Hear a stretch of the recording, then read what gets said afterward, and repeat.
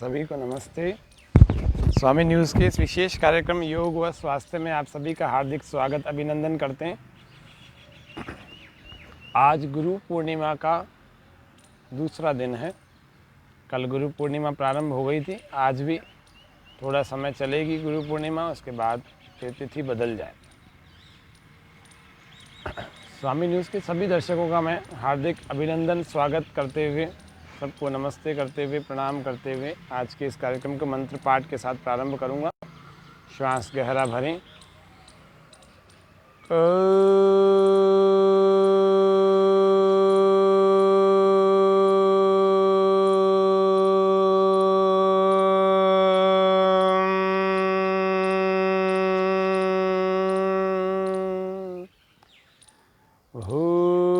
भूर्भुवस्वः तत्सवितुर्वरेण्यं भर्गो देवस्य धीमहि धियो यो नः प्रचोदयात्। ओम तूने हमें उत्पन्न किया, पालन कर रहा है तू, तुझसे ही पाते प्राण हम, दुखियों के कष्ट हरता तू। तेरा महान तेज है, छाया हुआ सभी स्थान, सृष्टि की वस्तु वस्तु में तू हो रहा है विद्यमान, सृष्टि की वस्तु वस्तु में तू हो रहा है विद्यमान। तेरा ही धरते ध्यान हम, मांगते तेरी दया। तेरा ही धरते ध्यान हम, मांगते तेरी दया। ईश्वर हमारी बुद्धि को श्रेष्ठ मार्ग पर चला, दाता हमारी बुद्धि को वेद मार्ग पर चला। ओम भूर्भुवः स्वः तत्सवितुर्वरेण्यं भर्गो देवस्य धीमहि धियो यो नः प्रचोदयात्। ओम भूर्भुवः स्वः तत्सवितुर्वरेण्यं भर्गो देवस्य धीमहि धियो यो नः प्रचोदयात्। धियो यो नः प्रचोदयात्। धियो यो नः प्रचोदयात्। ओम स्वस्ति स्वस्ति स्वस्ति। सभी दर्शक जितने भी हमारे बने हुए हैं लाइव, जिनके कमेंट पे आए हैं, सभी का हार्दिक स्वागत अभिनंदन करते हैं। ऋतु जी, गौतम जी, आप सबका हार्दिक अभिनंदन स्वागत। गुरु पूर्णिमा पर्व की सबको हार्दिक बधाइयाँ और शुभकामनाएं। आप सबके जीवन में भी गुरुत्व बढ़े। गुरु मंत्र को अभी हमने बोला, उस गुरु मंत्र को कहते हैं गायत्री मंत्र। ये चारों वेदों में विभिन्न स्थानों पर कई बार आया है, कई बार। अभी हम योग सत्र शुरू करेंगे, थोड़ा सा गुरु पूर्णिमा पर महत्व समझें। ये चार वेदों में कई बार आया है, जिसको हम गायत्री मंत्र के नाम से जानते हैं। ऐसा का ऐसा यजुर्वेद के 36वें अध्याय में तीसरा मंत्र है। इसका ऋषि विश्वामित्र है और इसका देवता सविता है। इसका छंद गायत्री है और इसका स्वर गंधार है। मंत्र के बारे में जब कहते हैं तो मंत्र के बारे में ये आवश्यक चीज़ें पता होनी चाहिए, नहीं तो आप मंत्र को नहीं जान पाएंगे। मंत्र का प्रसंग क्या है? मंत्र का यहाँ प्रसंग है कि श्रेष्ठ बुद्धि की बात कर रहे हैं। जब श्रेष्ठ बुद्धि होगी तो हम संसार में सबसे ज़्यादा श्रेष्ठ पदार्थों को अर्जित कर सकते हैं, उनको ठीक ढंग से उनका उपयोग कर सकते हैं, जीवन को ठीक ढंग से जी सकते हैं। यदि ऐसा होगा तभी हमारा जीवन का कल्याण हो सकता है, अन्यथा नहीं हो सकता। श्रेष्ठ बुद्धि संसार की सबसे बड़ी संपत्ति है, इसीलिए इसको कहते हैं गायत्री महामंत्र। गान करने वाले का त्राण करती है। गाने वाले का, बोलने वाले का अर्थपूर्वक यदि कोई चिंतन करता है, उसके अनुसार व्यवहार करता है इस मंत्र को, तो वह इस गान करने वाले का, अर्थपूर्वक चिंतन करने वाले का की रक्षा करती है, क्योंकि इसमें इतने श्रेष्ठ विचार हैं। महर्षि भर्तृहरि जी ने गुरु कहा विद्या को, विद्या गुरुणाम गुरु। कितनी सुंदर बात कह रहे हैं विद्या के लिए वो। विद्या नाम नरस्य रूपमधिकं प्रच्छन्न गुप्तं धनम, विद्या भोग करी यशः सुख करी विद्या गुरुणाम गुरु। विद्या बंधुजनो विदेश गमने विद्या परा देवता, विद्या राजसु पूज्यते नहि धनम विद्या विहीन पशु। विद्या से विहीन व्यक्ति पशु के समान है। यदि विद्या उसने इकट्ठी भी कर ली, शिक्षा के रूप में, डिग्रियों के रूप में, उपाधियों के रूप में, लेकिन उसके आचरण में नहीं है, तो वो व्यक्ति भी तब भी पशु के समान है। उसको पाप भी अधिक लगेगा और वह व्यक्ति पशु के समान उसकी, वो तो महर्षि दयानंद तो कहते हैं कि वो व्यक्ति पशुओं के भी बड़े भाई के समान है। ऐसे मूर्ख व्यक्ति जो विद्या ग्रहण करने के बाद भी उनके आचरण में कुछ भी नहीं है। योग का गुरु पूर्णिमा के अवसर पर क्या महत्व है? किसको हम गुरु बनाएं, किसको नहीं बनाएं? जो वेद विद्या का विद्वान हो, वेद विद्या का विद्वान हो, और जो पूर्ण जितेंद्रिय हो, जिसने अपनी इंद्रियों को जीत रखा हो, जो उपनिषदों, वेदों, दर्शनों आदि को मोक्ष विद्या का माध्यम मानता हो, इसी को पढ़ता पढ़ाता, इसका प्रचार करता हो, निस्वार्थ भाव से अपने जीवन को जीता हो, निष्काम भाव से अपने जीवन को जीता हो, ब्रह्मचारी भी हो, ब्रह्मचर्य का पालन भी करता हो और परोपकारी भी हो। इसके अलावा पुत्रैषणा, वित्तैषणा और लोकैषणा से युक्त नहीं हो। पुत्रैषणा मतलब अपने ही संतानों, अपने ही घरवालों के प्रति इतना ज़्यादा मोह से आसक्त होता है, उसको कहते हैं पुत्रैषणा से ग्रस्त। वित्तैषणा धन के पीछे ही पागल हो रखा है। वित्तैषणा धन के लिए कुछ भी कर सकता है, वैसे तो बड़ी बड़ी बातें कर रहा है, लेकिन वित्तैषणा, उसकी वित्त के प्रति ऐषणा समाप्त नहीं हुई अभी। तीसरा लोकैषणा, प्रसिद्ध होने के लिए कैसी भी हरकतें कर देता है, कैसे भी छोटे छोटे प्रपंच रचता है प्रसिद्ध होने के लिए। बदनाम हुए तो क्या नाम ना होगा क्या, ऐसी ऐसी बातें विचार करता है। तो इसीलिए लोकैषणा से भी बचें। तो ऐसे अगर 3 प्रकार के दोष यदि नहीं है किसी व्यक्ति में, और वो योग विद्या को जानता भी है, सिखाता भी है, और मोक्ष विद्या, मुक्ति की विद्या के रूप में इस योग विद्या को स्वीकार करता है और जानता है, ठीक ढंग से अधिकार पूर्वक करता है, वही व्यक्ति गुरु कहलाने योग्य है। और उसको भी तब गुरु बना जाएगा जब इसको कंसिस्टेंटली, नियमित रूप से काफ़ी वर्षों तक आप इन गुणों के कारण से उनको, इन गुणों के होते हुए उनको देखें। और यदि वो इस परीक्षा में सफल हो जाता है, तब जा कर के उस व्यक्ति को गुरु बनाना चाहिए हमें।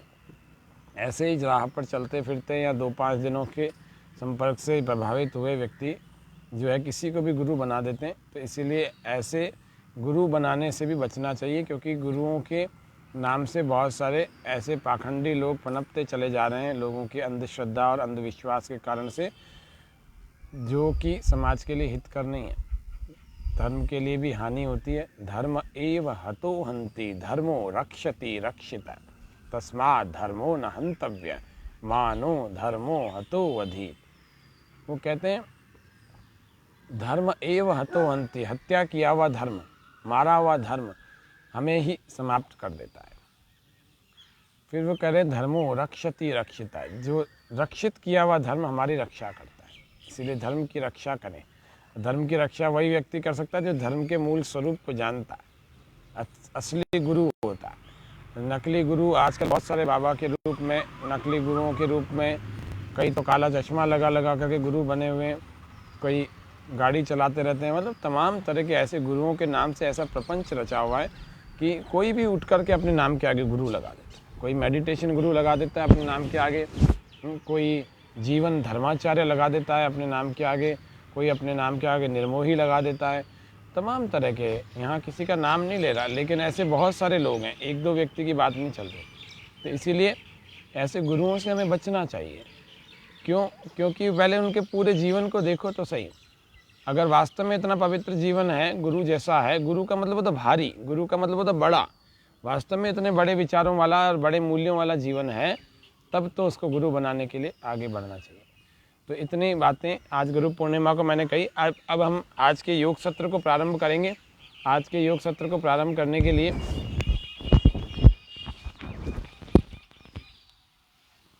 है ना, ये टूटा हुआ है, तो इसको ज़्यादा मूवमेंट नहीं करना।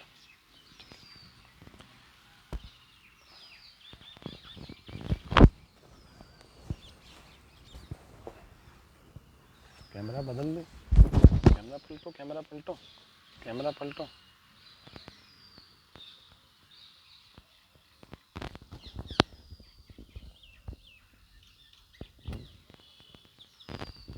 हो गया? तो पहले हम आज के अभ्यासों के लिए खड़े हो जाते हैं। खड़े होकर के करने योग्य कुछ प्रयास, कुछ अभ्यास, कुछ योगिक प्रैक्टिसेस। सबसे पहला अभ्यास हमारा होगा सूक्ष्म व्यायामों का।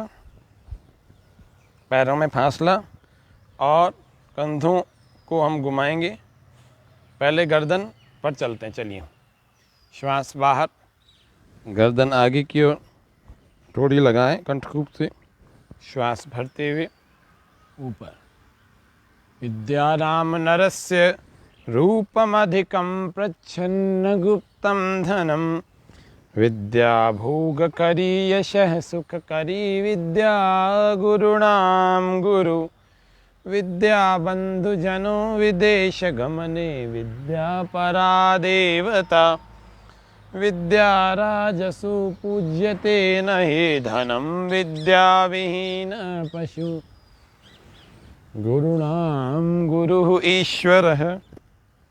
गुरु आपको कसौटियाँ बताइए किस प्रकार का गुरु हम बनाएं। ऐसा नहीं मिलता तो कोई बात नहीं, वेद की विद्या को आलम्बन बनाएं, योग विद्या को आलम्बन बनाएं, इसी से हमारी बुद्धि गुरुतर होती चली जाए। बहुत सारे अभी ऐसे अच्छे योग्य व्यक्ति भी संसार में हैं जो वास्तव में गुरु बनने योग्य हैं, लेकिन सही समय पर ऐसा व्यक्ति टकराता नहीं है, ऐसे व्यक्ति के संपर्क में हम नहीं आते हैं, इसीलिए हम सबको ही खराब समझ लेते हैं और समझ कम होती है, सभी को अच्छा समझ लेते हैं। गुरु पूर्णिमा, गुरु तरत आए हमारे भीतर, हमारे जीवन में गुरुत्व आए, भारीपन आए। भारीपन किस दृष्टि से? भारीपन किस दृष्टि से? मूल्यों की दृष्टि से। मूल्य हमारे अच्छे होने चाहिए, जीवन में हमारे अच्छे आदर्श होने चाहिए, अच्छे नैतिक मूल्य होने चाहिए, अच्छी मॉरल वैल्यूज वाला जीवन होना चाहिए। गुरु सत्यकारी हो, सत्यवादी हो, सत्यमानी हो, सत्य को मानने वाला हो कि हाँ मेरे में ये कमी है तो मान लो। सत्यकारी हो, सत्य के व्यवहार करने वाला ही हो। तीसरा अभ्यास ट्रंक मूवमेंट, श्वास बाहर, कुछ लोग यहाँ तक लगा सकते हैं तो यहाँ तक लगाएं, और फिर पूरा घुमा सकते हैं तो इधर तक घुमा। श्वास भरते भरते वापस आ जाए, ऐसे ही श्वास बाहर और घुमा सकते तो पूरा घुमाएं। सत्यवादी, सत्यमानी, सत्यकारी, ये गुरु में लक्षण होने चाहिए। चरित्रवान हो।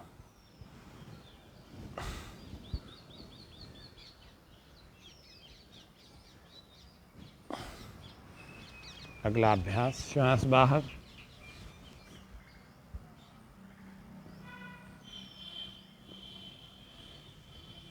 योग से जुड़ने के बाद व्यक्ति अगर नियमित रूप से इसका अभ्यास करे, अष्टांग योग का पालन करने वाला होना चाहिए गुरु। अष्टांग योग ऋषिकृत ग्रंथों को और वेदादि ग्रंथों को, वेदानुकूल ग्रंथों को मानने वाला भी होना चाहिए और मोक्ष विद्या का साधन भी मानना चाहिए, ऐसा गुरु। योग करते करते योग के रहस्यों को जान जाता है व्यक्ति, यदि कोई योग्य आचार्य हमारे पास हो तो। गोल गोल श्वास भरते भरते, और फिर वो यदि निरंतरता के साथ चले, एक विधि पूर्वक दीक्षा, विधि पूर्वक यदि योग की शिक्षा लेवे तो व्यक्ति स्वयं भी गुरु बन सकता है। लेकिन एक योग्य आचार्य के सानिध्य में उसको शिक्षा लेनी चाहिए, विद्या ग्रहण करनी चाहिए। विनम्र व्यक्ति हो तो ही गुरु बन सकता है। अहंकारी व्यक्ति कभी गुरु नहीं बन सकता। रागी द्वेषी कभी गुरु नहीं बन सकता।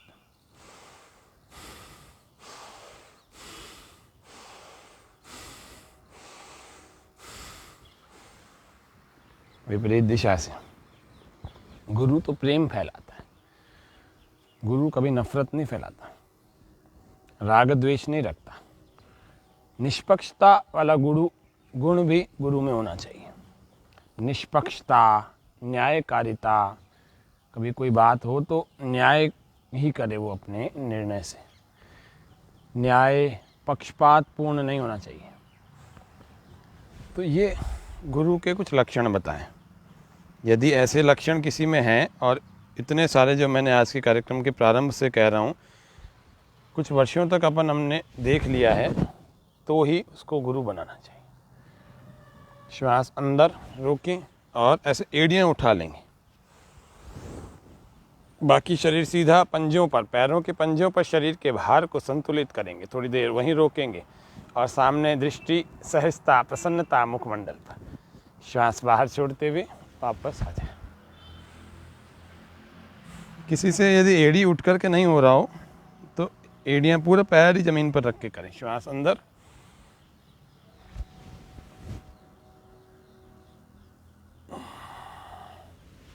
श्वास बाहर।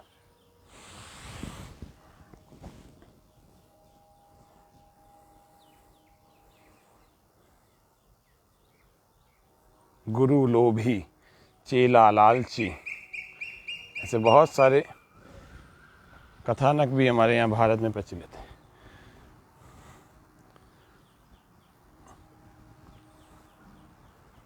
बहुत सारी कहावतें प्रचलित। गुरु जैसा होता है ना, वैसे ही चेलों को तैयार भी करता है। विद्वान है तो विद्वान, निस्वार्थ है तो निस्वार्थी, परोपकारी है तो परोपकारी, और योग्य है तो योग्य। इसीलिए किसी को भी गुरु बनाने से पहले बहुत विचार कर लेना चाहिए। एक व्यक्ति के कई गुरु हो सकते हैं। सूर्य नमस्कार। श्वास पूरा भर के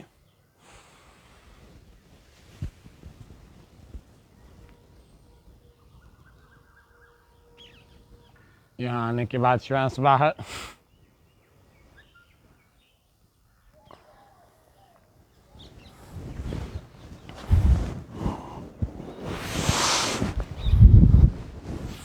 श्वास भरें।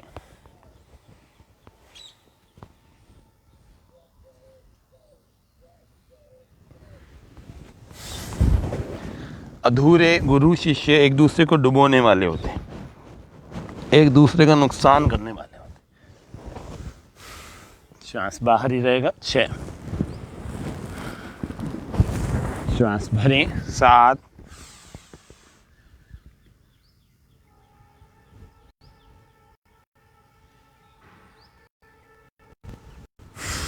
श्वास बाहर 8,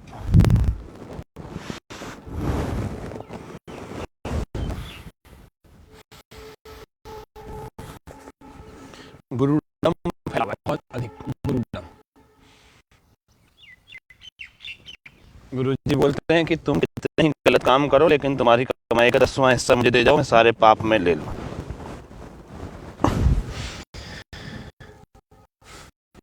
ऐसे गुरु ठगने वाले हैं।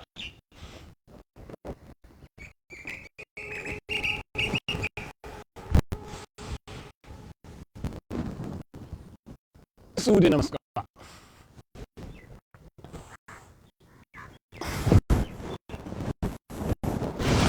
जो कर्म करेगा दुष्ट तो उसी को फल मिलेगा, दूसरे को मिलेगा।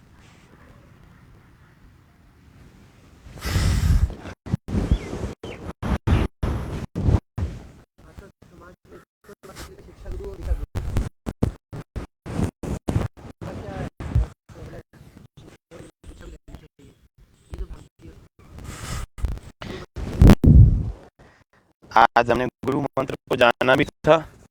गायत्री मंत्र गुरु मंत्र के रूप में गुरुकुल में प्रचलित रहा है।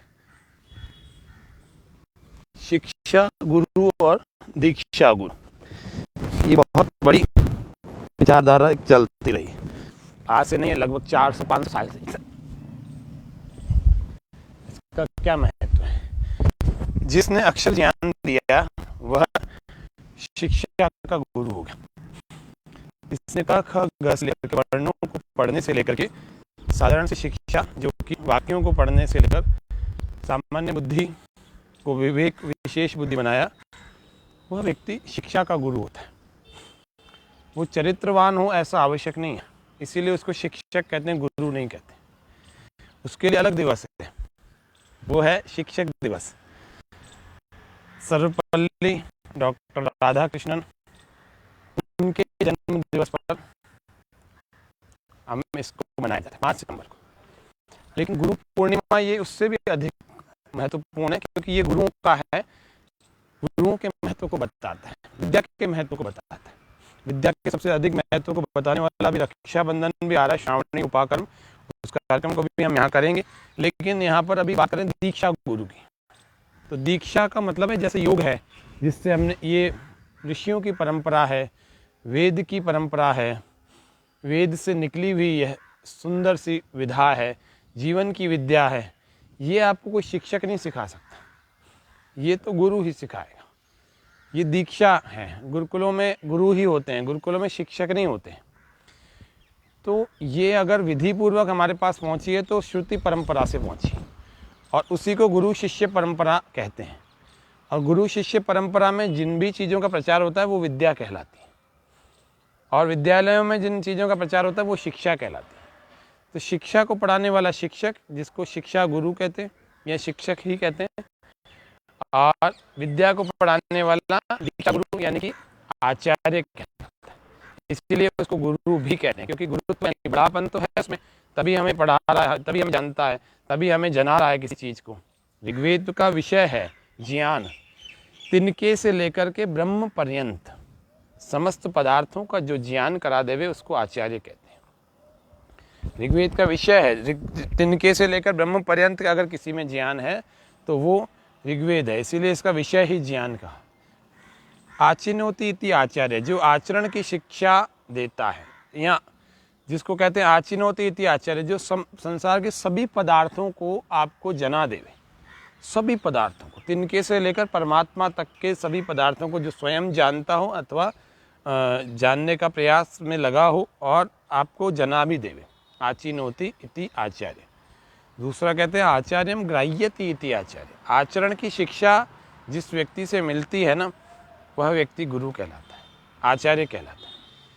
तो ये दीक्षा गुरुओं की बात कर रहे हैं। तो शिक्षा गुरु तो सामान्य रूप से आपने देखा होगा कई बार विद्यालयों में होता है, गुटखा भी खाता रहता है शिक्षक और पढ़ाता भी रहता है, ऐसा भी होता है कई बार और अक्सर होता है, आपने भी कई बार देखा होगा। लेकिन आचार्य ऐसा नहीं होता, उसके चरित्र का एक एक जो कार्य है ना, उसके जीवन का एक एक कार्य बहुत नपातुला सधा हुआ होता है और संदेश देने वाला होता है। जरूरी नहीं है गुरु हर बार आपको उपदेश करके ही बात करे, उसके जीवन को देख करके भी हम सीख सकते हैं और वास्तव में वही मौन उपदेश, वही काम का उपदेश होता है। तो सूर्य नमस्कार का अभ्यास हम कर रहे हैं। तो ये शिक्षा गुरु और दीक्षा गुरु का थोड़ा सा महत्व आपको बताया।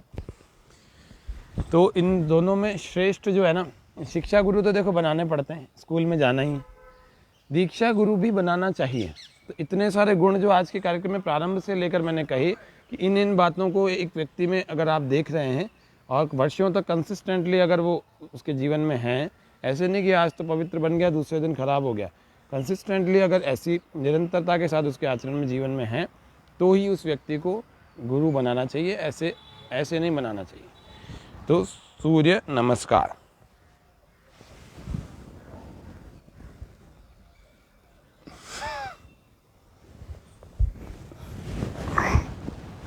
आसनों का समूह है इसमें, इसीलिए बहुत सारे आसन ना करके यदि आप केवल सूर्य नमस्कार भी प्रतिदिन करेंगे ना, 5-7 बार 10 बार कर लेंगे तो विशेष लाभ होगा, साधारण सा सामान्य सा लाभ नहीं।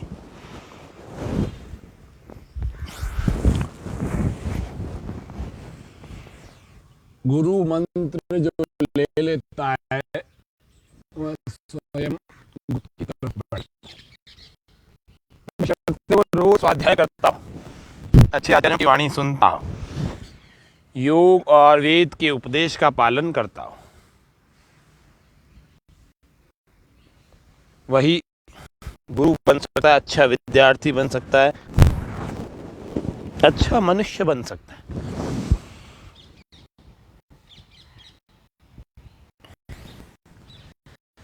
एक मान्यता बड़ी जोरदार चलती है भारत में कि गुरु बिना गति नहीं, यदि गुरु नहीं बनाया तो आपका कल्याण नहीं हो सकता, मनुष्य का जन्म व्यर्थ चला गया। गुरु बनाने का मतलब यही है कि अच्छा अगर गुरु मिले तो ही तो बनाएंगे, बुरा गुरु मिलेगा, खराब मिलेगा, चरित्रहीन मिलेगा, अथवा रागी द्वेषी मिलेगा, कपट वाला मिलेगा, छल कपट वाला मिलेगा, बाहर से कुछ और अंदर से कुछ मिलेगा, दोहरे आचरण वाला, तो ये फिर गुरु बनाने की आवश्यकता नहीं है। तब तक आप अच्छे गुरु की तलाश करें और नहीं मिलते तो हमारा आत्मा हमारा गुरु है, प्राणम वही गुरु, हमारे भीतर रहा हुआ परमात्मा हमारा गुरु है, गुरु नाम गुरु ईश्वर, ये सारे प्रमाण हैं। अच्छे योग्य आचार्यों के साथ उनके साथ जुड़े रहें और गुरुत्व की यानी कि वेद की और योग के उपदेश की बात को सुनते रहें, उनका पालन करते रहें, आपका जीवन सफल हो जाएगा। कोई अलग से भौतिक गुरु बनाने की आवश्यकता नहीं है। ये कुछ बातें ज़रूर पता होनी चाहिए, गुरु पूर्णिमा पर ही ये प्रसंग उठ सकता है, इसीलिए आज आपको बता रहे हैं।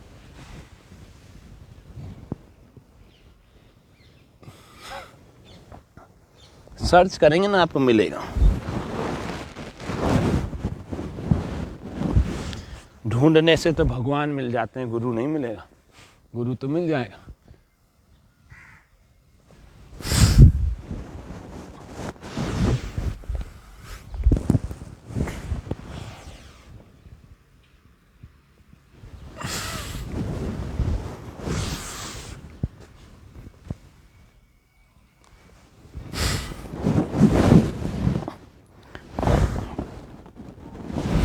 मुझको ज़मीं आसमां मिल गए हैं, गुरु क्या मिले भगवान मिल गए हैं। मुझको ज़मीं आसमां मिल गए हैं, गुरु क्या मिले भगवान मिल गए हैं। मुझको ज़मीं आसमां मिल गए हैं, गुरु क्या मिले भगवान मिल गए हैं। मुझको ज़मीं आसमां मिल गए हैं, गुरु क्या मिले भगवान मिल गए हैं। ठीक ढंग से जीवन को जिए ना, तो हम स्वयं अपने गुरु बन सकते हैं। योग की विद्या हमें गुरु बनाती है, वेद की विद्या हमें गुरु बनाती है। अच्छे आचरण के लिए ज़्यादा बातें नहीं चाहिए होती, कुछ बातों को जान लिया जाए तो हमारा जीवन श्रेष्ठ बन सकता है। श्रेष्ठ व्यक्ति, श्रेष्ठ मनुष्य, श्रेष्ठ विद्यार्थी ही श्रेष्ठ अध्यापक अथवा श्रेष्ठ गुरु, श्रेष्ठ आचार्य बन सकता है। लेकिन श्रेष्ठता पहले जानी हुई होनी चाहिए और वो उसके आचरण में होनी चाहिए। यहाँ समस्या यहाँ ये है कि जानते हो तो बहुत सारी चीज़ें, बड़ी बड़ी उपाधियाँ, डिग्रियाँ प्राप्त कर ली, लेकिन आचरण में कुछ भी नहीं। इससे तो साधारण व्यक्ति जिसके पास कोई भी उपाधि नहीं थी ना, वो ज़्यादा ठीक लगता है। आचार्य की उपाधि बहुत बड़ी होती, गुरु की उपाधि बहुत बड़ी होती। ये अगला अभ्यास हम कर रहे हैं तितली आसन का। इसको भद्रासन की तरह से भी होता है, श्वास भर के ऊपर और श्वास छोड़कर नीचे।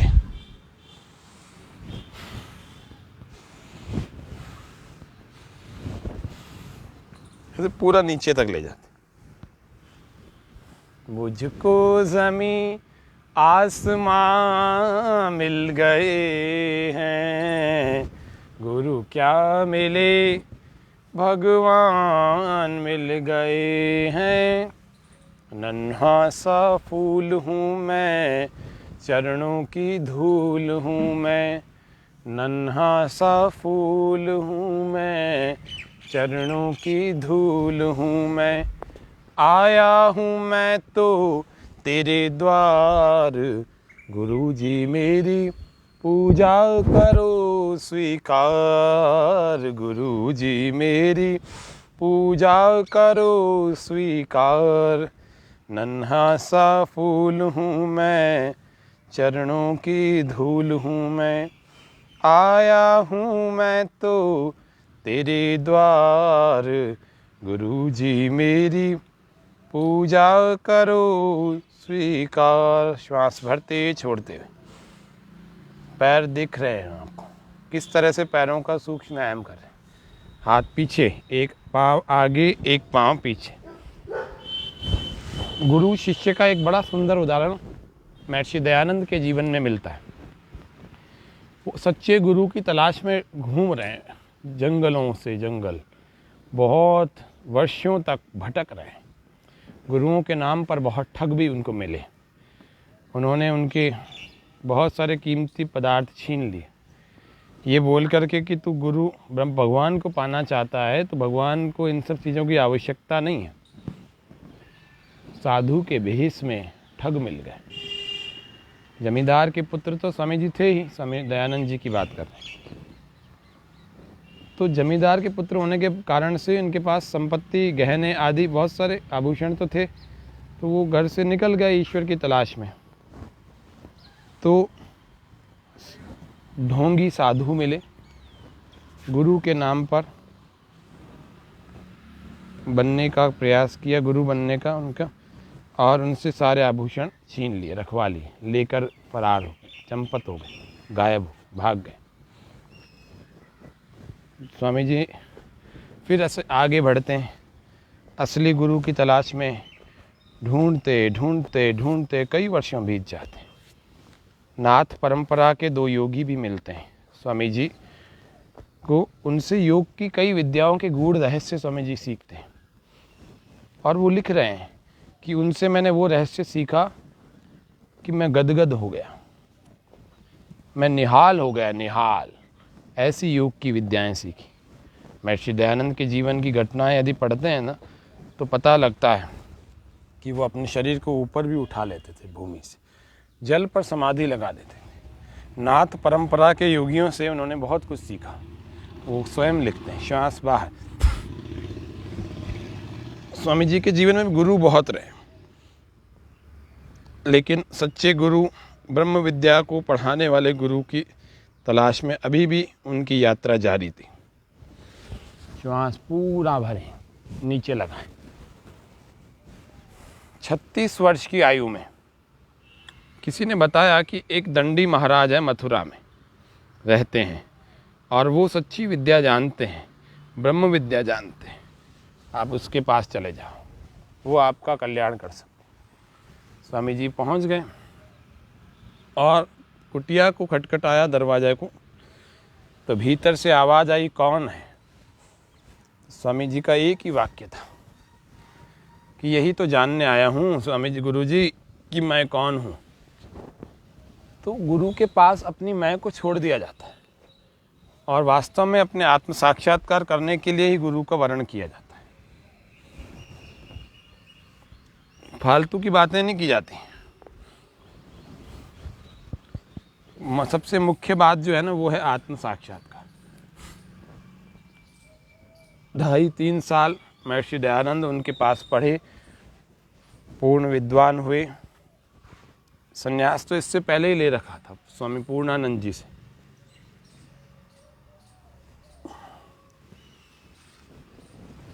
स्वामी दयानंद तो उनका नाम पहले ही रखा हुआ था।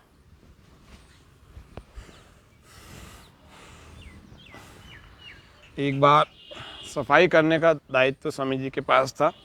झाड़ू लगाते लगाते बहुत सारा कचरा, तो कोई कांटा रह गया होगा। स्वामी विरजानंद जी के, उनके गुरु जी के, यानी कि उनके पैर में वो कांटा लग गया और वो कांटा लग गया तो स्वामी जी को उन्होंने बुलाया, डांट लगाई। स्वामी जी बहुत अच्छे हट्टे कट्टे तगड़े व्यक्ति थे। स्वामी विरजानंद जी दुबले पतले से थे। चलते रहे, श्वास भरते ही छोड़ते। स्वामी जी को वो बैंत से मारने लगे तो स्वामी जी चुपचाप रहे और पिटाई झेलते रहे, श्वास भरते ही छोड़ते, चलते रहे। रिलैक्स, विश्राम। तो स्वामी विरजानंद जी ने बोला, और मारते रहे। वो हाथ जोड़ करके पिटाई लगती रही, उनके बैंत लगता रहा और वो बैठे थे बड़े विनम्रता से। उनके चेहरे पर कोई शिकन नहीं थी। बाद में स्वामी विरजानंद जी ने उनको पूछा, मैंने इतनी बार तुझे मारा, तुमने कभी विरोध नहीं किया, क्यों? उन्होंने कहा, स्वामी जी मैंने आपको एक बार अगर रोका भी ना, वो इसीलिए रोका कि आपको कष्ट होगा। मेरा तो शरीर बहुत तगड़ा है, मेरे को तो कोई समस्या नहीं है, मैं तो बहुत पुष्ट शरीर वाला हूँ। मेरे तो आप 50 के 1000 भी मार देंगे तो कोई फ़र्क नहीं पड़ने वाला। लेकिन आपके शरीर को मेरे को मारते मारते कष्ट ना हो, तो मैंने इसीलिए ही आपको रोका था। तो ऐसे गुरु हों तो ऐसे शिष्य भी हों। गुरु योग्य तो शिष्य भी योग्य, शिष्य योग्य तो गुरु भी योग्य। तो गुरुओं के बारे में बहुत कुछ महर्षि दयानंद से उन्होंने, जब वो आश्रम छोड़ कर जा रहे थे, जब शिक्षा पूर्ण हुई तो स्वामी जी को उन्होंने भेंट मांगी, गुरु दक्षिणा मांगी। गुरु दक्षिणा के क्षण आए तो स्वामी जी ने के पास था तो कुछ नहीं, सन्यासी व्यक्ति थे, तो किसी से लौंग मांग कर के ले आए। उन्होंने सोचा कुछ तो देना पड़ेगा गुरु जी को परंपरा के अनुसार। तो गुरु जी ने मना किया, बोले मैं ये लौंग लेने के लिए तुझे नहीं पढ़ाया स्वामी दयानंद, तुझे तेरे जीवन की पूरा जो है ना, पूरा जीवन तेरा चाहिए मुझे। स्वामी जी ने कहा, गुरु जी मेरा जीवन ही आपकी देन है, आप जो चाहें ले लें। फिर उन्होंने कहा, जो मैंने तुझे वेद विद्या पढ़ाई है, जो आर्ष विद्या पढ़ाई है, उसका पूरे भूमंडल पर प्रचार करो। और जहाँ जहाँ पर ये अंधविश्वास की बड़े बड़े सांपों की जैसी कुंडलियाँ लगा करके बड़े बड़े लोग गुरुडम के इतने बड़े प्रभाव में आ गए हैं, किसी ने कुछ पहन रखा है, किसी ने कुछ पहन रखा है, कोई अपनी किस्मत किसी चीज़ से बदलना चाहता है, इन सब का, ये सब वेद विद्या के विरुद्ध हैं। इसका जो है वास्तविक स्वरूप, विद्या का वास्तविक स्वरूप समाज के सामने रखो, ताकि लोग दुखी ना हो। अभी दुखी बहुत हो रखे हैं, तो इनके कष्ट को दूर करने के लिए ही तुझे विद्या दी है, इसीलिए पूरा जीवन तुझे आर्ष विद्या के पठन पाठन में लगाना चाहिए। श्वास भर के हाथ ऊपर, श्वास बाहर, पश्चिम उत्तान आसन। किसी से नहीं हो रहा है तो शुरू में आप इतना करें, घुटना न मोड़ें, कमर दर्द वाले इसको ना करें, ऐसे ऐसे करें। आपसे ऐसे ऐसे करते करते यूं पकड़ में आ जाएगा और फिर धीरे धीरे यूं भी आ जाएगा। श्वास भरते हुए वापस आ जाए। 1-2 सेकंड प्रारंभ में टिकेगा, फिर लंबे समय भी टिक पाएगा ऐसे।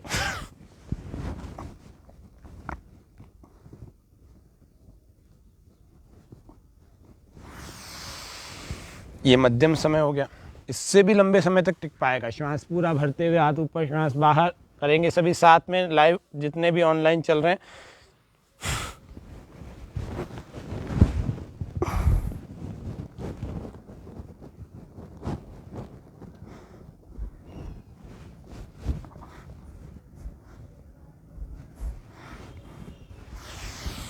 श्वास भरते हुए वापस आ जाए। जानु शिरासन, दाएं को लगाएं ऐसा जंघा के पास और बाएं की तरफ चलें। श्वास भरते हुए हाथ ऊपर, श्वास बाहर, हाथ नीचे। थोड़ी देर रुकें। जानु का मतलब है घुटना, शिर का मतलब है हमारा सिर, आसन यानी स्थिति। श्वास भरते हुए वापस, थोड़ी देर रुकें और थोड़ी देर रुकने के बाद धीरे धीरे वापस, ऐसे ही दूसरे पैर से भी।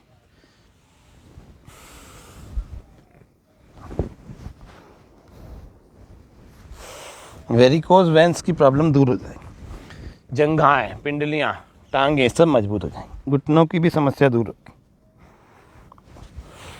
घुटनों में दर्द की समस्या दूर हो जाएगी। वज्रासन में बैठ करके 2 आसन। उष्ट्रासन, थायराइड प्रॉब्लम वालों के। पहले अर्धचंद्रासन से शुरू करेंगे। श्वास भरें,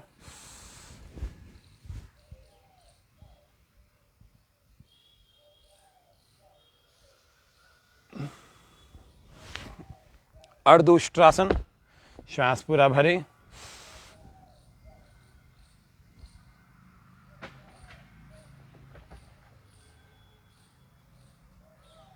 श्वास छोड़कर वापस। श्वास पूरा भरें, इसको श्वास छोड़ने के साथ भी कर सकते हैं ना। श्वास पूरा भरें, फिर पूरा श्वास बाहर।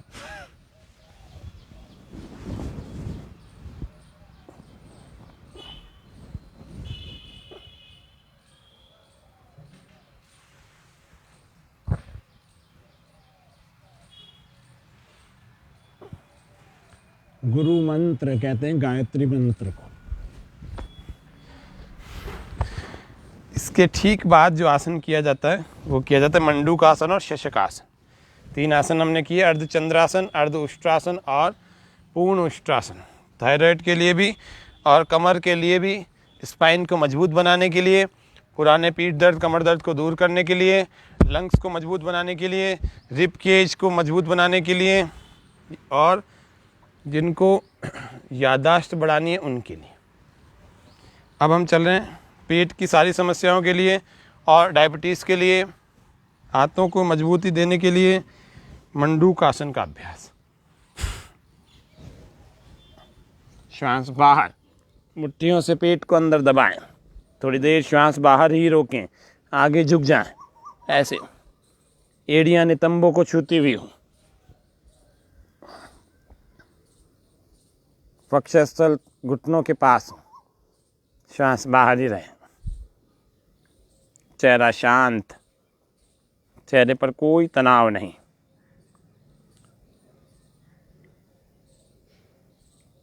जब थक जाएं, घबराहट होने लगे तो श्वास भरते हुए धीरे धीरे वापस आ जाएं। गुरु के जुड़ने से हमारा जीवन में परिवर्तन होने लगता है, रूपांतरण होता है, और पूर्ण रूपांतरण हो जाता है यदि सच्चा गुरु मिल जाए तो। श्वास बाहर, गुरु नाम की दीक्षा का मतलब होता है गायत्री मंत्र का ठीक ठीक उपदेश किसी योग्य आचार्य से लेना। इसको कहते हैं गुरु नाम की दीक्षा। और ये लगभग जितने भी व्यक्ति सीखें उनको अधिक से अधिक लोगों तक इसको पहुंचाना चाहिए, इसके अर्थ सहित इसको पहुंचाना चाहिए।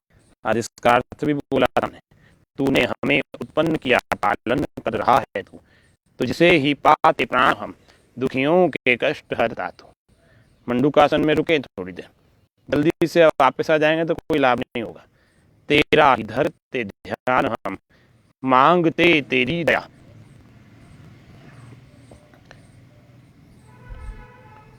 रुके थोड़ी देर।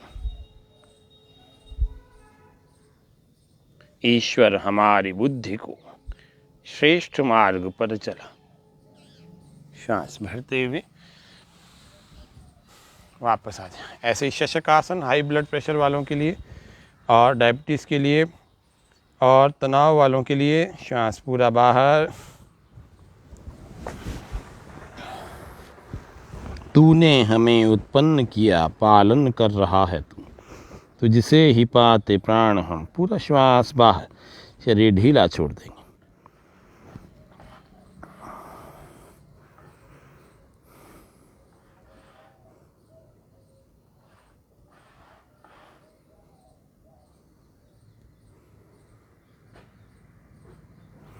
तेरा महान तेज है छाया हुआ सभी स्थान। श्वास भरते हुए वापस, श्वास छोड़ते हुए हाथों को नीचे। अब दूसरे प्रकार से करेंगे। इसी को घुटनों को ऐसे खोल लेंगे, हाथ यहाँ रखें, श्वास बाहर, धीरे धीरे हाथों को आगे ले जाएं।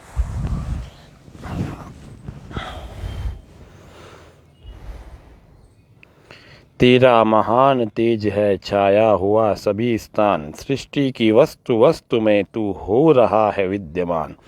तेरा ही धरते ध्यान हम, मांगते तेरी दया। ईश्वर हमारी बुद्धि को श्रेष्ठ मार्ग पर चला, दाता हमारी बुद्धि को वेद मार्ग पर चला। श्वास भरते हुए। सबसे बड़ा गुरु है ओम, परमात्मा का मुख्य और निज नाम ओम। पेट के बल लेट जाए। ओम परमात्मा का मुख्य और निज नाम है। ओम का मतलब है सर्वरक्षक परमात्मा, सर्वरक्षक परमात्मा। विश्राम थोड़ी देर, मकरासन।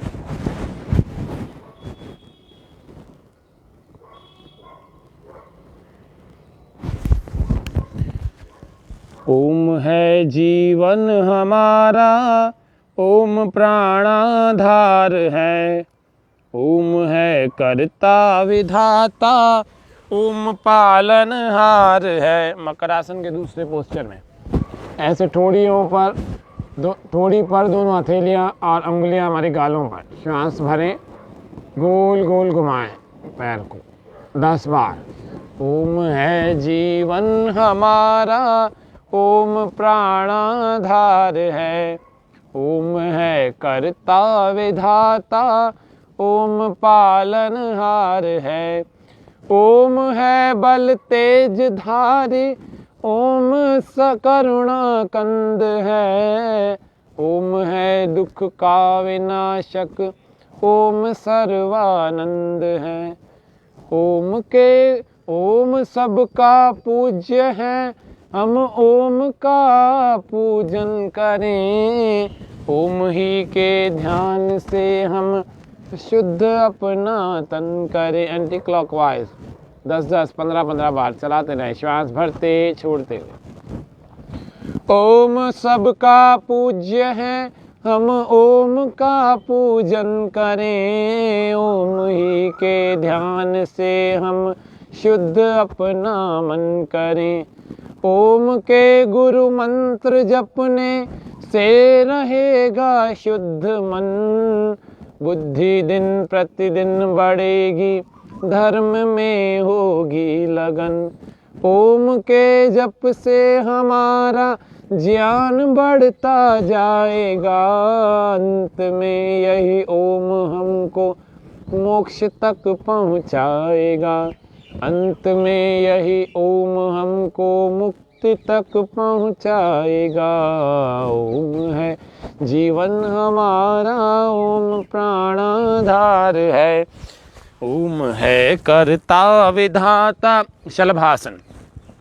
ओम पालनहार है। श्वास भरें, राइट लेग ऊपर, थोड़ी देर होल्ड करें, घुटना नहीं मोड़े, खींच कर रखें पंजे को, हथेली जमीन को छूती हुई।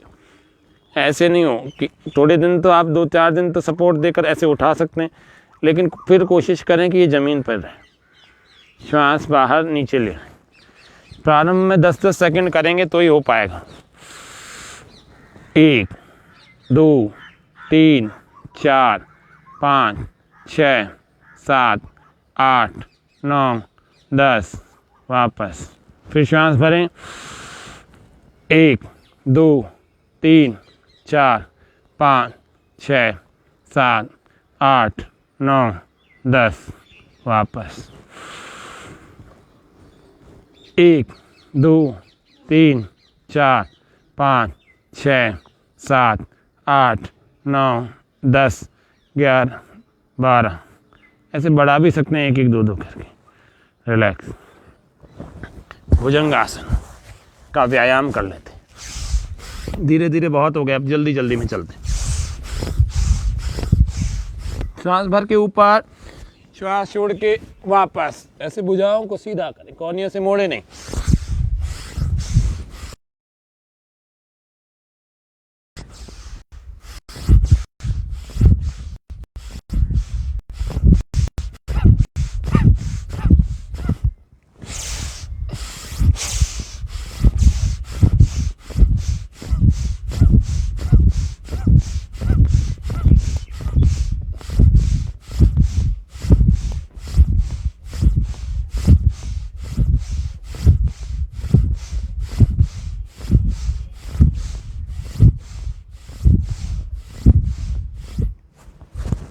वेद विद्या को जानने वाले एक योग्य गुरु की तलाश सदा करते रहे, और जब वो मिल जाए तो उसके अनुसार जीवन जिए भी। वेद के अनुसार जीवन जिए, वेदानुकूल आचरण करें। ऐसे मकरासन में आराम करें। ऐसे एक पैर, दोनों पैरों को फैला रखा है, पंजे बाहर की ओर, एड़ियां अंदर।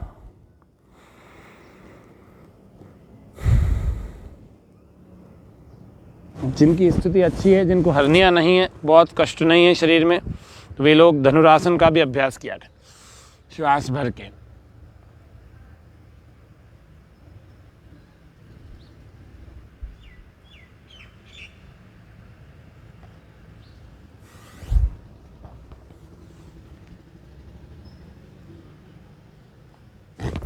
ऐसे धीरे धीरे अभ्यास करेंगे।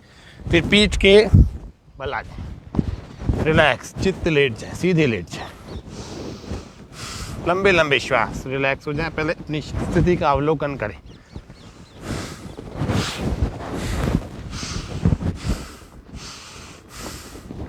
एक पाद अर्ध हलासन, हथेलियां कमर के पास।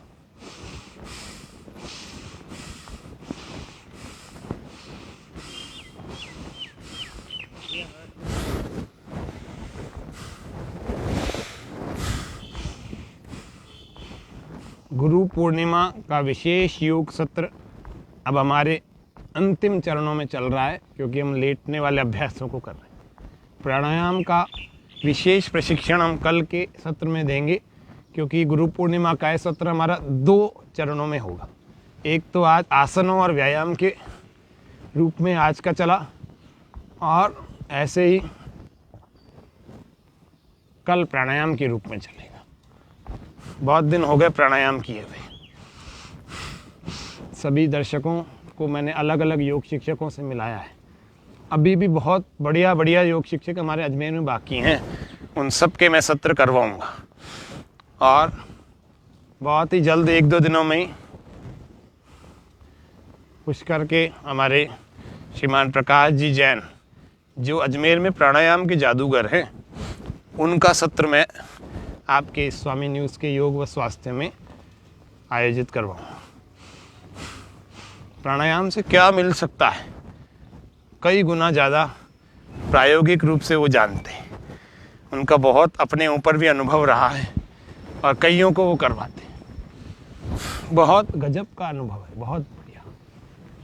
तो ऐसे योग्य योग शिक्षकों की सत्रों को अटेंड करना आपका भी सौभाग्य होगा, सभी दर्शकों का भी, क्योंकि ये योग्य लोग क्या होते हैं, एक स्थान पर रहते तो सबका लाभ नहीं मिल पाता। इसीलिए हम चाह रहे हैं कि उनका लाभ इस स्वामी न्यूज़ के मंच से आप सबको भी मिले।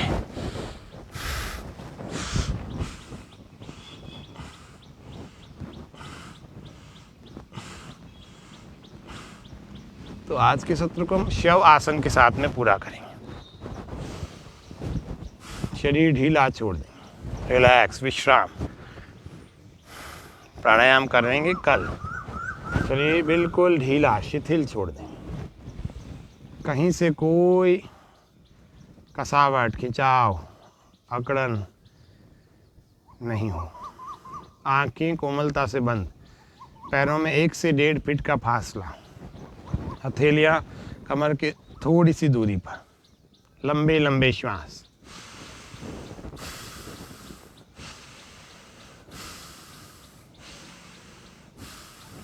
अब शरीर के अंग प्रत्यंग सभी भागों को धीरे धीरे ढीला छोड़ते चले जाएं। कहीं से कोई खिंचाव, कोई तनाव नहीं।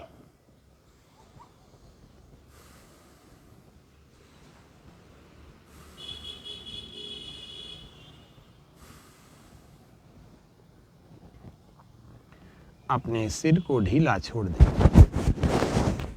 कल प्राणायाम के साथ में हम ध्यान भी करवाएंगे। अपने सिर को ढीला छोड़ दें,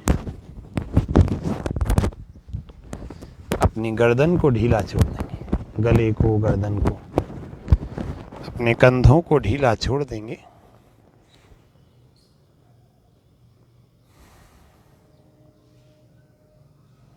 अपने वक्षस्थल को, अपने पेट और पीठ को ढीला छोड़ देंगे। पेट के नीचे भाग, पेटू भाग, जंघाओं, इन सबको ढीला छोड़ दें। घुटनों, पिंडलियों और पैरों सभी को, भुजाओं को, हाथों को। अभी भी कहीं खिंचाव तनाव है, उसको भी छोड़ दें ढीला।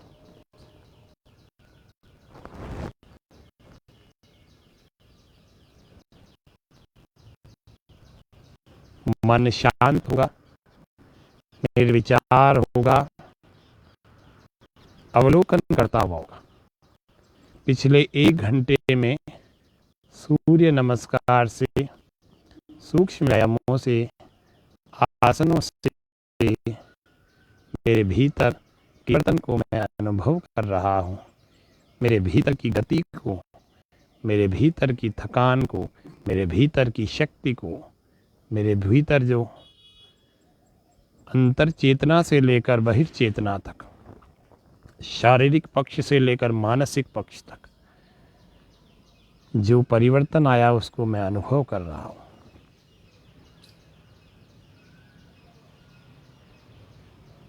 मेरी मन की आँखों से मेरे शरीर के अंग प्रत्यंग और समस्त भागों को मैं देख रहा हूँ। पूरा शरीर मेरा शिथिल है, शांत है। यस्य भूमि प्रमांतरिक्षम उतोदरम, भूमि जिसके पैर हैं वही परमात्मा है। हम उसी भूमि पर निश्चिंत निर्भय होकर के इस शव आसन में और इसी निर्भयता का अनुभव करें। जैसे कोई संतान निश्चिंत और निर्भय हो जाती है अपनी माँ की गोद में, इसी प्रकार से माता भूमि पुत्रोहम पृथिव्याः जननी जन्म भूमिश्च स्वर्गादपि गरीयसी। भूमि को अपनी माँ माने। भूमि नमस्कार हमने आपको सिखाया भी है। ऐसे भाव हमारे अंतर चेतना में हों। धीरे धीरे अपने शरीर में गति लाने के लिए अपनी उंगलियों, हाथों की, पैरों की उंगलियों को आप हिलाएं। अपने हथेलियों को ऊपर ले जाएं, घर्षण करें और गरम गरम हाथों को अपनी आँखों, अपने चेहरे, मुखमंडल, पूरे मुखमंडल पर लगाएं और इन्हीं के भीतर से आप आँखें खोलें। पहले आकाश में देखें, आकाश के दर्शन करें, खुले आसमान के, और फिर दोनों घुटनों को ऐसे मोड़ें, हाथों को ऐसे साइड में रखें, दोनों हाथों को फिर एक तरफ रखकर बाईं करवट उठ कर के ऐसे बैठ जाएंगे अपने आसन में। तो ये हमारा आज का ये सत्र, विशेष सत्र, जिसको हमने गुरु पूर्णिमा के अवसर पर आयोजित किया। तो इस गुरु पूर्णिमा के विशेष सत्र का पहला भाग आज हमने किया। इसका दूसरा जो प्राणायाम का सत्र है वो हम कल करेंगे। तो आज के कार्यक्रम में आशा है आप सबने हमारे साथ योगाभ्यास किया हो और इस योगाभ्यास को करने के साथ में आपके जीवन में बहुत सारा नवीन जी, गौतम जी, प्रकाश जी और आप सभी